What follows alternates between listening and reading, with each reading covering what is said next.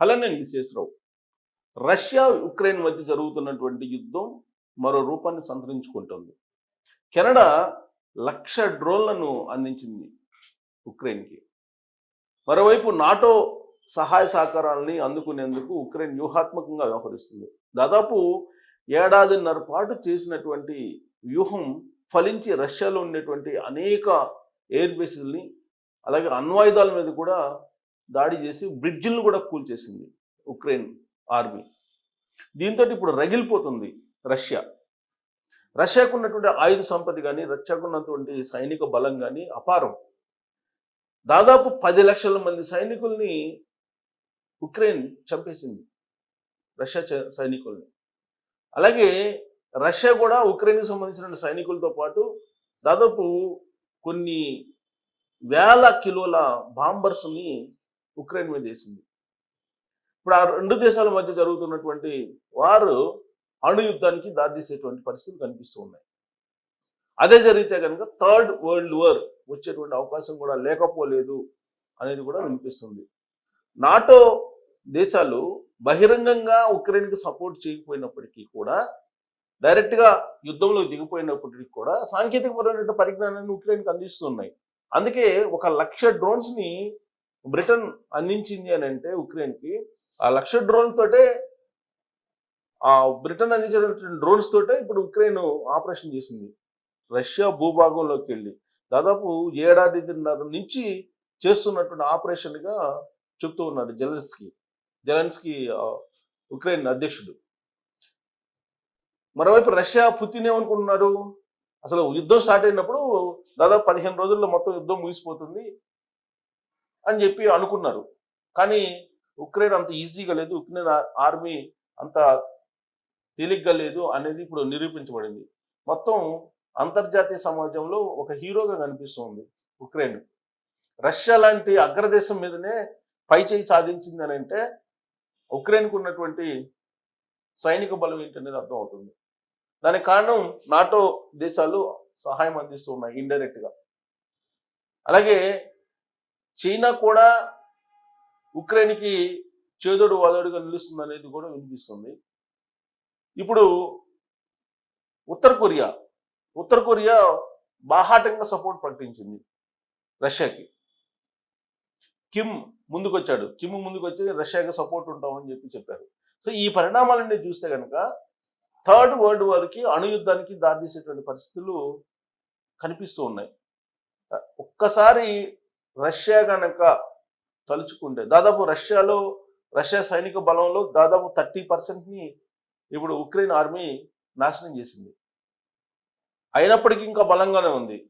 ఒక్కసారి రష్యా కళ్ళు తెరిచిందనంటే, third world war వచ్చిందంటే కనుక, అణుయుద్ధం వచ్చిందంటే కనుక ఉక్రెయిన్ ఏమైపోతుందో కూడా తెలియదు. ఇప్పుడు ఉక్రెయిన్లో చాలా భాగాన్ని రష్యా ఆక్రమించిందని చెప్పి అంటున్నారు. దానికి సంబంధించినటువంటి తాజా డేటా ఏంటి, అసలు ఉత్తర కొరియా అధ్యక్షుడు కిమ్ ఎందుకు రష్యాకి మద్దతు ప్రకటించాడు అనేది ఇప్పుడు పెద్ద చర్చనీయాంశంగా మారింది అంతర్జాతీయ సమాజంలో. దానికి సంబంధించినటువంటి న్యూస్ మనం చూద్దాం. సో ఉత్తర కొరియా, ఇదిగోండి, ఉక్రెయిన్తో యుద్ధం నేపథ్యంలో ఉత్తర కొరియా నుంచి రష్యాకు తిరుగులేని మద్దతు వచ్చింది. చిన్న దేశం రష్యాకి మద్దతు పలికింది ఉత్తర కొరియా. బుధవారం ప్యాంగాంగ్లో ఉత్తర కొరియా అధ్యక్షుడు కిమ్ జోంగ్ ఉన్ తో రష్యా భద్రతా మండలి కార్యదర్శి సెర్జీ షోయిగు భేటయ్యారు. ఈ సందర్భంగా కీవ్తో యుద్ధానికి రష్యాకు తాము బేషరతుగా మద్దతు ఇస్తున్నట్లు కిమ్ వ్యాఖ్యానించారు. ఈ మేరకు అక్కడ అధికారిక మీడియా వెల్లడించింది. ఉక్రెయిన్తో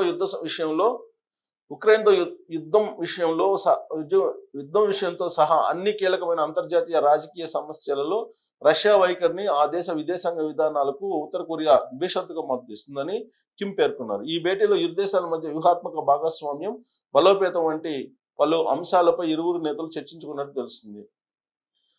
కుర్స్క్ ప్రాంతం పునర్నిర్మించే అంశంపై కూడా మాట్లాడుకున్నారు. షోయిగు ఉత్తర కొరియాలో పర్యటించడం ఈ ఏడాదిలో ఇది రెండోసారి.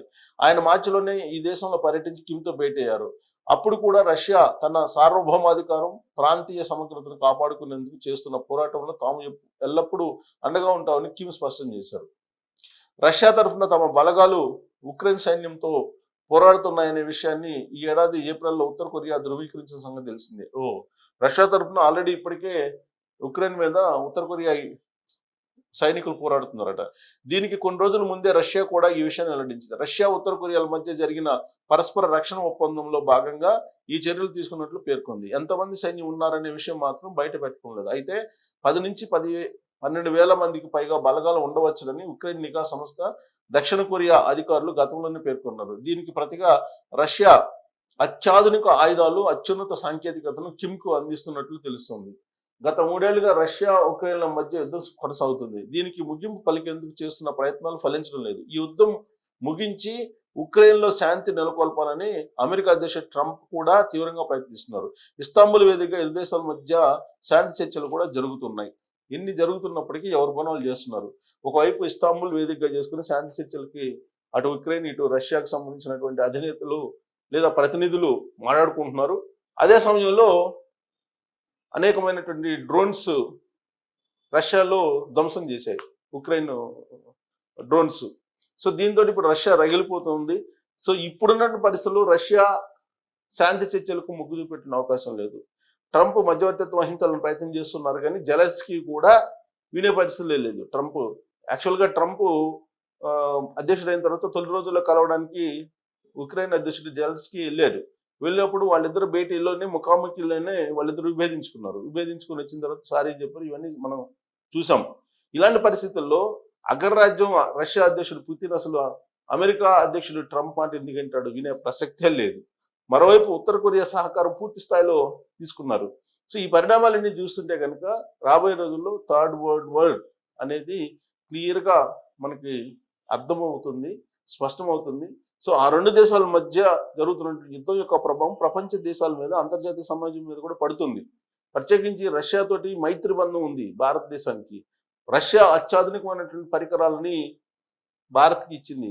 S-14 అనేటువంటి రాడార్ కారణంగానే ఇటీవల జరిగినట్టు ఆపరేషన్ సింధూర్లో పైచేయిగా భారతదేశం పాకిస్తాన్ మీద నిలిచింది. సో ఇలాంటి సందర్భంలో రష్యా యుక్రెయిన్ మధ్య జరుగుతున్నటువంటి యుద్ధం ఆగాలి అనేది అందరూ కోరుకుంటున్నారు. ఈవెన్ భారతదేశ ప్రధానమంత్రి నరేంద్ర మోడీ గారు కూడా ఉక్రెయిన్ రష్యా మధ్య యుద్ధం ఆపాలి, రెండు దేశాలు కూడా కావాల్సినటువంటి దేశాలు భారతదేశానికి అనేటువంటి ఒపీనియన్ కూడా వ్యక్తం చేశారు. ఒకవైపు రష్యాని, ఇంకొకవైపు ఉక్రెయిన్ని, రెండింటిని కూడా యుద్ధానికి దూరం చేయాలని ప్రయత్నం కూడా చేశారు, నరేంద్ర మోడీ గారు చేశారు. కానీ ఆ రెండు దేశాలకు సంబంధించిన అధ్యక్షులు పరస్పరం అంగీకారానికి రాలేదు. దీంతో యుద్ధం కొనసాగుతుంది, 3 ఏళ్లుగా కొనసాగుతుంది. యాక్చువల్గా 3 వారాల్లో ముగిచ్చేస్తామని చెప్పి అన్నాడు ఎవరు, పుతిన్. కానీ 3 సంవత్సరాలైనా యుద్ధం ముగిలేదు. పైగా రష్యా మీద పైచేయి సాధిస్తుంది ఉక్రెయిన్ అనేది ఇప్పుడు తాజాగా అంతర్జాతీయ సమాజంలో వినిపిస్తున్నటువంటి మాట. మరి రష్యా ఆయుధపరంగా, అత్యాధునికమైన సాంకేతిక పరంగా కూడా ముందుంది కాబట్టి ఇక చివరి అస్త్రం ఉక్రెయిన్ మీద పైచేయి సాధించాలంటే అణుయుద్ధమే. అణుయుద్ధానికి దిగడానికి పుతిన్ ఆల్రెడీ సంతకం కూడా చేశారని చెప్పి తెలుస్తుంది. మరి అణుయుద్ధం వస్తే థర్డ్ వరల్డ్ వార్ కన్ఫామ్గా వచ్చే అవకాశం ఉందా అనే దాని మీద మీరు అభిప్రాయాన్ని తెలియజేయచ్చు. Thank you.